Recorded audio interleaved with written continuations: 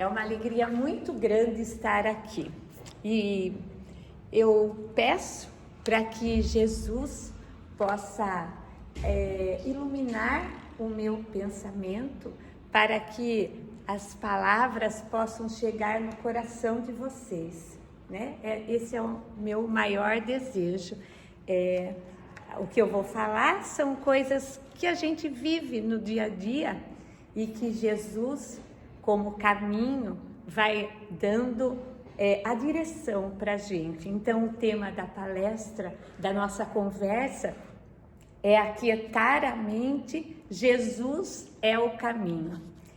E esse tema, né? Quem não tem uma mente cheia de pensamentos, cheias de ansiedade, até a Sueli comentou, falou, nossa, isso é muito difícil, porque todos nós, né, a nossa mente se ocupa o dia todo com coisas. E durante a nossa conversa, nós vamos estar falando como que Jesus, há quase mais de 2000 anos atrás, ensinou os passo a passo, a chave, o segredo para aquietar a mente. Então, por que será que a nossa mente se agita tanto, né? Por que será que a nossa mente tem tantas ocupações? Justamente por que será que a nossa mente se ocupa com tantas coisas? Então, justamente é a nossa mente o que a gente tem de mais nosso, que a gente deveria governar a nossa mente, né? É aquilo que a gente deveria ser o guardião, ser o dono, ser o governante. Mas não, a gente permite que as coisas do dia a dia ocupem tanto a nossa mente e ela fique uma mente desgovernada, uma mente sem propósito. Por exemplo, a gente acorda, em vez da gente programar, planejar, ter um propósito para a nossa direção da nossa vida, a gente tem um monte de coisas para fazer, um monte de afazeres, e aí a gente vai se atropelando. De repente, a gente pega no celular e a gente começa a andar e ver o que tem, vai nas notícias e de repente o dia vai passando. E a gente não permite que nós governemos a nossa mente, a gente deixa ir passando, a gente deixa a vida ir rolando como os feeds de notícia sem governar, sem ser o guardião da nossa mente, né? Então, um exemplo, né? A nossa mente é como se fosse um escritório, né? Num escritório onde cada pensamento é um funcionário desse escritório. Agora imagina, se você não governa o seu escritório, se você deixa cada funcionário fazer o que quer, vai virar uma bagunça, não vai? Por exemplo, os pensamentos são como se fossem os funcionários. Então, um pensamento grita que quer te levar para o passado, para coisas que você viveu. Outro pensamento fica aquela ansiedade com o futuro. O outro te leva a pensar assim, ai, eu sou tão coitada. Então, os pensamentos, eles ficam todos gritando, falando ao mesmo tempo na sua mente. E nós não dirigimos a nossa mente. A gente não tem um propósito. E aí, é como se a nossa mente também fosse como os pensamentos, como uma âncora. A âncora não segura o navio aonde ele está navegando, joga a âncora, prende ele no fundo. Então, os nossos pensamentos são como âncoras. Então, às vezes, a gente se prende no medo, e aí a gente se perde um tempão com o medo. Às vezes, a gente fica ansioso demais. Então, essas âncoras nos prendem. Mas aí a gente pensa, a âncora é ruim? Não, só que a âncora impede o navio navegar com facilidade, né? Fica pesado para navegar. E assim são os nossos pensamentos. O problema não são as âncoras, são aonde a gente ancora a nossa mente. A gente ancora nesses sentimentos de medo, de culpa, de ansiedade, ou a gente entrega para Jesus. Ou a gente confia, ou a gente tem paz, ou a gente fala assim, não, eu vou confiar. Essa é a grande diferença, né? A âncora em si, ela não é ruim. O que é ruim é onde a gente está ancorando os nossos pensamentos. E aí, né, a gente pode escolher, porque nós podemos escolher onde ancorar o pensamento. Tem uma passagem de Jesus que fica em Lucas capítulo 8, onde Jesus acalma a tempestade. Então, Jesus e os seus apóstolos iam atravessar o mar da Galileia. E aí, de repente, Jesus entrou no barco e dormiu. E aí começou a se formar aquela tempestade, as ondas grandes, né? E os discípulos sentiram medo. Medo é normal. Todo mundo sentiria medo de estar em uma tempestade, aquele vento. E aí, Jesus tinha adormecido. Os discípulos foram e chamaram Jesus, falando para ele, mestre, nós vamos sucumbir. Aí o que o Jesus fez? Jesus falou assim para a tempestade, aquieta, silencia. E aí os discípulos ficaram assim pasmos de ver quem é este homem que até os ventos e o mar escuta e acalma com simples palavra dele. Mas aí tem a parte mais fundamental do ensino de Jesus, que é viva até os dias de hoje. O que sentir medo é normal, mas aí o mestre falou assim, acalma, aquieta. É como se ele estivesse falando para nós nos dias de hoje, porque as lições que Jesus deixou não é de um tempo atrás, não. Elas são ferramentas vivas para a gente seguir no nosso caminho. Quantas vezes no dia a dia a gente tem tantas dificuldades, só que aí a gente fica presa no medo, nessas âncoras de medo, de ansiedade, e a gente não confia. E Jesus, ele falou, aquieta, silencia e escolha onde você quer colocar a sua mente, onde você vai pôr as suas âncoras, né? E aí, Jesus estava no barco junto com os discípulos, mas eles não confiaram, eles sentiram medo.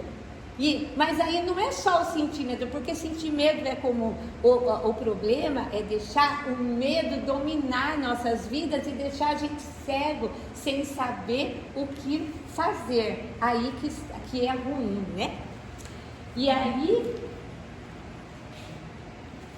a gente está falando sobre essas coisas que a gente carrega dentro da gente, né? Então, às vezes acontece assim, um exemplo de um gatilho de histórias que a gente forma, de gatilho que a gente forma. Por exemplo, você pega o celular e aí está escrito assim, preciso falar com você, pronto. Acabou o dia pra gente. Nossa, que será que ele quer falar comigo? Será que eu fiz alguma coisa errada? Será que não deu certo? Será que a gente começa a criar história, fazer uma história grande e a gente era só aquilo, preciso falar com você. Qual seria a melhor coisa para aquietar a mente? Olha a chave. Como aquietar a mente? Precisa falar comigo. Então, Jesus, que a conversa seja boa. Jesus, eu entrego o melhor caminho para a minha vida. Não olha a diferença, não é você achar Ai, não, eu não vou fazer nada, Jesus cuida, Jesus provê. Não é isso. É a gente confiar, acreditar e deixar com que caminhar junto com Jesus. Essa é a diferença. A diferença não é sobre sentir, sobre ansiedade, não é nada disso. A única chave que Jesus deixou é confiar nele, como ele é o caminho sempre. Não importa o que a gente está atravessando na vida, não importa qual dificuldade a gente tenha, Jesus é o caminho sempre. E a gente não vai ficar sem confiar, a gente vai confiar que ele, como é lá naquele barco, quando ele estava com os discípulos, que ele falou, aquieta, silencia. É isso que a gente tem que fazer, a gente tem que confiar, a gente tem que acreditar. Agora, eu queria que vocês testassem com vocês. Por exemplo, se o Dr. Vitor chegasse e falasse assim, para que todo mundo se concentrasse, que tem pessoas que carregam alguma coisa grande, e como ele tem mediunidade, ele pode estar vendo alguma coisa. O que a nossa mente vai começar a fazer? A nossa mente vai começar a falar assim, nossa, será que sou eu? Nossa, eu vim pesada hoje, né? Acho que sou eu. Não, sou eu, só pode ser eu. Ele está enxergando, ele está me vendo. E aí a nossa mente começa a criar histórias. Mas ele não disse nada. Ele só falou que alguém carrega algo grande. Ué, não é verdade? Todo mundo carrega algo grande dentro do seu coração. Então, mas a nossa mente, ela é muito esperta. Ela começa a criar história. Quando vê, você já viajou, você já está afogado, passando mal, com falta de ar, com o coração ansioso. Muitas vezes acontece também quando a gente faz algum exame e a gente lê o exame antes, aí a gente começa, nossa, olha, estou mal, alguma coisa aconteceu, eu não estou bem, a gente começa a criar história. Então, por que a gente não entrega para Jesus e fala, Jesus, que seja o melhor caminho, segura a minha mão, eu quero caminhar com o Senhor Jesus? Porque a gente não fala isso. O mestre deixou a chave, é a gente que esquece, a gente que se perde. Por isso que aquietar a mente não é difícil se a gente tiver Jesus ao nosso lado. E aí, Jesus ensinou também, não se turbe o vosso coração, crede em Deus, crede também em mim. Então, Jesus estava lá com os seus apóstolos, perto daquele dia que ele logo ia ser crucificado, e ele estava falando, contando para os apóstolos que ele ia, mas que ele ia ter o caminho, ele ia primeiro preparar o caminho, que depois eles seguiriam junto com Jesus. E os apóstolos, ansiosos, agoniados, perguntaram para ele, mestre, se a gente não sabe para onde você vai, como que a gente vai saber o caminho? Aí Jesus falou, olha a chave, eu sou o caminho, a verdade e a vida. Ninguém vem ao Pai senão por mim. Então, é a segunda chave. A primeira, aquietar. A segunda, Jesus é o caminho. Ele mostrou que não precisamos ficar ansiosos, não se turbe o vosso coração. Crede em Deus, crede também em mim. Então, ele, há mais de 2000 anos atrás, ele sabia que a gente ia estar em um mundo agitado. Ele deixou tudo escrito, documentado no Evangelho, as chaves para a gente prosperar como pessoa, como espírito, né? Ele ensinou tudo isso. E aí a pergunta, onde você vai ancorar o seu coração, né? Em vez da gente ficar perdido, vamos confiar, né? E aí, existe então um ritual que Eu procuro fazer e assim, eu vou sugerir.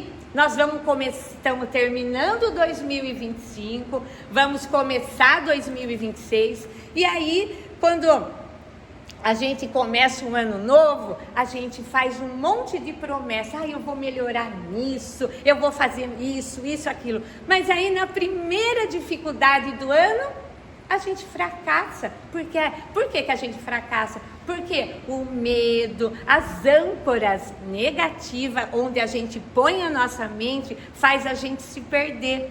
Então, é um ritual para 30 segundos, gente. Não é 30 minutos, 30 segundos. Respire. Perceba o que você está sentindo e entrega para Jesus. Tem uma frase, né, que fala assim, que a gente tem que descobrir o que a gente está sentindo, porque essa é uma âncora. Por exemplo, hoje eu acordei ansiosa, eu tenho que... Como que faz? Lembra de Jesus, aquieta a mente, silencia, respira fundo e entrega para Jesus. Gente, vocês vão perceber o quanto isso faz a diferença. Eu tenho um filho com síndrome de Down, eu já contei na outra palestra, eu já contei. E ele tem várias dificuldades que ele passou na adolescência de comportamento. E aí, eu coloquei a âncora do medo em mim. Por quê? Porque aí cada vez que alguma situação ocorria, eu falava, meu Deus, se eu fizer isso, se eu, por exemplo, for no shopping, ele vai começar a se agitar, eu vou passar por isso de novo. E aí eu ancorei a minha mente no medo. Quando eu comecei a preparar, porque quem não tem tantas habilidades, prepara os 2 meses antes, né? E aí eu comecei a testar isso com meu filho, comigo. E dá certo, gente. Dá certo, funciona. Porque ao invés de começava a ter o medo, eu falei, não, Jesus, abre o caminho, esteja comigo, me dá a mão. Eu comecei a fazer isso na minha vida. E começou a mudar. Aí fala, mudou 100%? Não mudou 100%, mas o que mudou? Não mudou o mundo, turbilhão, mudou dentro de mim. Mudou a minha forma de enxergar e de lidar com as coisas. Então, a gente não pode pôr a culpa no mundo. O mundo está agitado, o mundo está... Pôr a culpa fora da gente. A culpa é nossa. Porque o mundo está agitado, mas o mundo é composto de vários seres humanos que estão todos agitados. Imagine a bênção que seria se um monte de seres humanos pudessem fazer isso, praticar isso. É uma coisa tão simples, tão básica. As pessoas se distanciam de Jesus. E Jesus é e sempre será o melhor caminho a seguir. A melhor mão amiga que estende para nos orientar nas nossas aflições, nos nossos medos. Antes a gente vai sentir, porque isso faz parte de ser humano. É normal sentir. Mas não é normal a gente se perder. Por exemplo, a gente olha uma notícia e aí a gente deixa o nosso... Nossa, você viu? Começa a comentar, começa a falar. Silencia a mente. Entrega para Jesus. Se tudo está acontecendo conforme está acontecendo, se Jesus é o governador, se Jesus é o nosso mestre, as coisas vão mudar. Nós temos que acreditar, nós temos que confiar que tudo vai mudar, porque Jesus é o mestre, Ele é o caminho, a verdade e a vida. Então, se nós estamos passando o planeta por dificuldade, não é para sempre, é só um pouco, vai passar. E aí, temos a história de Jesus, de Marta e Maria, que está em Lucas capítulo 10. Então, Jesus estava caminhando numa aldeia e ele entrou na casa de Marta, que tem a irmã Maria. E aí, lá na casa, Marta estava agitada, preparando todas as coisas, preparando a casa, não parava, enquanto Maria sentou aos pés de Jesus e estava ouvindo o que ele tinha para falar. E a Marta estava lá, agitada. E aí, a Marta não aguentou e perguntou para Jesus: Mestre, você não fica assim indignado, preocupado de ver a Maria sentada e eu trabalhando? Aí Jesus respondeu: Marta, Marta, você se ocupa com tantas coisas quando poucas são necessárias. A Maria escolheu a melhor. Então, o que Jesus nos ensina com isso? Então eu vou ficar só sentado. Não, Jesus ensina de novo, aquietar a mente, silenciar. Por quê? Porque a gente, durante o dia a dia, a gente tem um monte de coisa para fazer, a gente tem filho, casa, serviço, preocupações, problemas, desafio, um monte de coisa. Todo mundo tem, faz parte do ser humano. O que Jesus está ensinando? Jesus está ensinando que a gente não precisa ficar ansioso tentando resolver tudo. Vocês perceberam como as pessoas hoje, elas não olham mais nos olhos, elas não têm tempo de ouvir, elas não têm, é tudo assim muito rápido. Ninguém presta atenção, porque as âncoras estão aí em outros lugares, não em Jesus. Então, Jesus não está falando que é para a gente ficar sentado, não fazer nada, só ficar ouvindo, não é isso.